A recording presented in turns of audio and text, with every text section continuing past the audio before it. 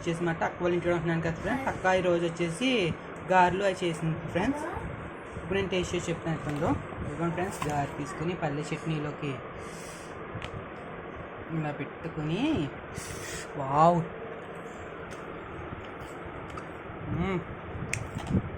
Perfect.